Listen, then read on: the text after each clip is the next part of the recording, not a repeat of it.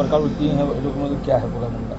है ये कि 27 मार्च को अचानक जो है अधिवक्ता श्री सुरेंद्र पटेल जी यहाँ मड़ुआडीह पे गायब होते हैं और एक मैसेज अपने परिवार वालों को ऊपर छोड़ जाते हैं कि गेट नंबर 4 पर मैंने मुझे खतरा है, इस तरीके का मैसेज छोड़ करके चले जाते हैं। उस पर जो है घर वाले परेशान होते हैं और अंतोगत्वा जो है FIR रजिस्टर्ड की जाती है अपहरण केस में।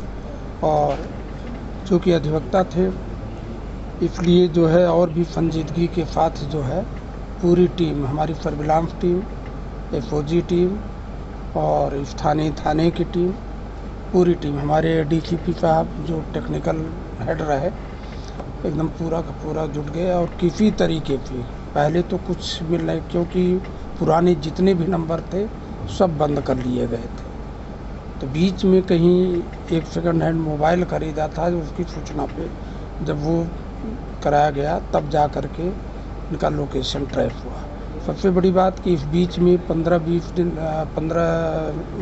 हो गए लगभग, घर वालों से भी इन्होंने कोई संपर्क नहीं रखा। और बराबर जो है हम लोग बार एसोसिएशन पे वार्ता चलती रही और बार के जितने भी अधिवक्ता हैं हम उनका शुक्रिया अदा करेंगे कि उन्होंने बहुत ही जो है हम लोगों के साथ जो है साथ दिया और सहयोग प्रदान किया हर तरीके से।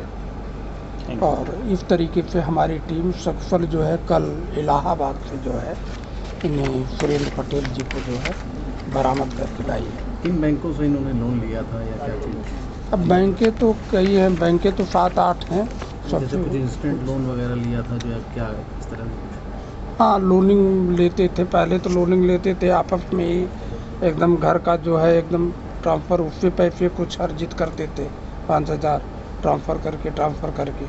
और बीच में जो है कुछ लोनिंग इन्होंने जो है शेयर मार्केट वगैरह में लगाई जिसमें लॉस हुआ, वो चीज़ें। तो किस तरह से इनको प्रताड़ित किया जाता था या लोन अधिकारियों द्वारा? नहीं, अब ये तो विवेचना का विषय है। निश्चित है जिस बैंक से लोन लिए हैं तो बैंक वाला तो वसूली के लिए फ़ोन करेगा ही, इसीलिए जो है अपने पुराने सारे फ़ोन इन्होंने बंद कर लिए थे कि किसी से कोई संपर्क ना हो पाए। कितना लोन? एक अधिवक्ता थे, बुद्धिजीवी वर्ग थे और सारे लोग इनके लिए परेशान थे, चाहे बार चाहे पुलिस प्रशासन था या और तो क्या लगता है कि गुमराह करने और पुलिस प्रशासन को परेशान करने में इनके? देखिए, बीच में कई चीज़ें हैं, अभी तो उसकी विधिक राय ली जाएगी और जांच चल रही है। दूसरी चीज़ हम इनके घर वालों को अभी भी कहेंगे, क्योंकि पहले भी ये भाग चुके हैं, तो सबसे पहले तो इनकी काउंसलिंग होना बहुत ज़रूरी है। आदमी किस हालात में है, कैसे डिप्रेशन में जाता है या मानसिक स्थिति उसकी क्या है, तो घर वालों से हम यही अनुरोध करेंगे कि सबसे पहले तो इनकी जो है काउंसलिंग कराई जाए और एक अच्छे मानसिक चिकित्सक से जो है इलाज भी करवाया जाए। अगर दूसरी बार भागे हैं? हाँ, ये दूसरी बार। कितना लोन लिए थे ये? अब ये एग्जैक्ट लोन नहीं बता। बातचीत में कुछ पता चला कितना लोन?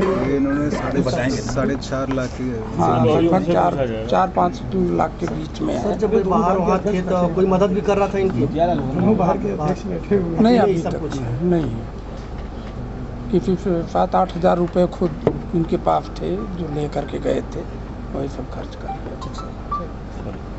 मैं मुरलीधर सिंह एडवोकेट, अध्यक्ष the central bar association Banaras Varanasi. ये एडवोकेट महोदय भागने की क्या वजह है, आज वर्कआउट हुआ क्या? जैसा अभी ADCP साहब ने बताया, इनके भागने की वजह थी कि ये लोन ले लिए थे, लोन लेकर के खर्च कर दिए थे, उसको जमा नहीं कर पा रहे थे और उसके वजह से दबाव में या घर छोड़ करके भाग गए।